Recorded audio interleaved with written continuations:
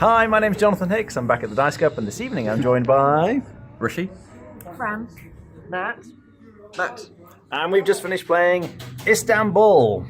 Now, this is a light strategy game with a nice theme. You are a merchant travelling around the market of Istanbul, and you have a trusty wheelbarrow that you're trying to fill with goods.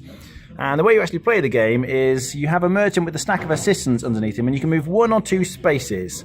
So if I want to make use of the Wainwright here, I pick up my stack, move into the Wainwright, and you drop off your assistant wherever you go.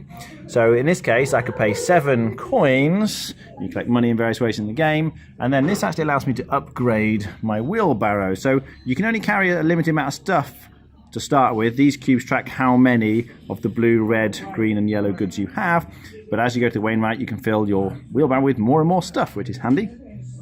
And then on my next turn I might want to go somewhere else, so again I could go maybe 1-2 spaces to the Sultan's Palace, and in this case, and this is really the objective of the game, I'm trying to get gems, and various actions on the board here will let you get gems. So at the Sultan's Palace you have to hand in the various goods here. You can see I need a blue, a red, a green, a yellow, one of my choice, then another blue and a red, so it's quite expensive. But the nice mechanic here is at the start of the game, these are all covered, so you only need to pay 1 of each of those 4, and you take this gem, and then the next person who goes there is a bit more expensive, and then they take a gem, and it gets gradually more expensive as you go through the game.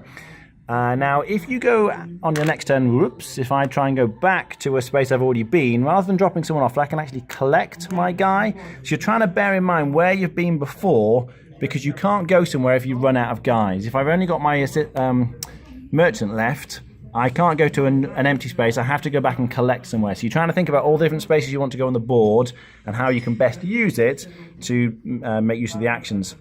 So I'm not going to explain all these actions because there's quite a few of them, but some spaces like this one will let you get the stuff. Here you go to get the green goods, here you get the red goods, here you get the yellow goods. Some will let you then trade those goods in for money. So if you go to one of the markets here, depending on how many goods you offer of what they want, you can trade those goods in to get money. This is another way of getting gems. You can just buy gems at the gemstone dealer here, and again, the more you buy the gems, the more expensive they get. When I buy this one, the next one costs 20. There are various other ones that give you sort of special abilities that you can use throughout the game. If you manage to fill your wheelbarrow all the way up, you get a gem that way as well.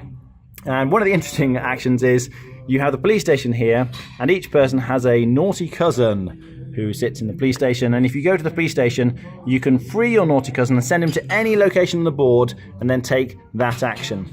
And if somebody else lands on your naughty cousin, they actually dob him in and send him back to jail so that he can be freed again and take another action for you. So that's quite fun. So you're racing. It's the first person to get 5 gems here is the winner. And there's a couple of other things which are quite nice. I'll just mention before we get some opinions. If you land on somebody else's space, you have to pay them 2 coins. So you have to think carefully about where other people are. If they use the action before you, you're like, oh, I'm not sure I want to go there anymore. It's going to cost me 2 coins. And there's these 2 guys here. When you land on them, this guy lets you get a good, and this guy lets you get some bonus cards. There's a set of bonus cards that will give you various extra actions or free goods or money and things like that, which will add to the game. All right, what do we think? Yeah, brilliant. Definitely good fun. Definitely would play again. I think there is quite a lot more rules to this one though, and I think although there is quite a lot, once it's explained, it's all relatively straightforward. I do wonder whether it would be quite as fun if we had only kind of 3, maybe 4 people. I think this probably needs to have the full 5 people for it to work as well as it does. But yeah, again, I would definitely give it another go. Okay, Fran? Easier to play than it looks. I think I enjoyed it, but I'm so cross that I lost despite having invested in my wheelbarrow that I'm actually not sure. Matt? Yeah, it takes quite a long time to sort of explain what each of these many locations in the market will do for you. But once you've done that, it suddenly becomes very, very easy to play. And I'm not just saying that because I won. Boo! Matt? Yeah, I really enjoyed it. One of the really fun things is trying to avoid the things that you can do straight away for a small reward and trying to plan ahead so you can save up to get the big stuff that actually matters instead of frittering your time away in the tea house or something. I should mention the tea house is the gambling location on the board. So you roll the dice, and depending on what you get a certain amount of money there. Rating out of 10? Solid 7. Okay, Matt? 8. Fran? 6. 7. I really like this one. I'm a big fan of it. The tiles, the layout you saw there, it changes each game. So you can just shuffle them up and deal them out any old how. And that means that you can't get one strategy that you can use each game. Depending on where those different actions are, you might need to adapt and play a different strategy. So you can play it many, many times. And as they said, it is a bit tricky to learn the first time you play the game. But once you've played it once, it does play very quickly, very smoothly, works really well. Component quality is great. I love these little gems. It goes down very well with my family and things.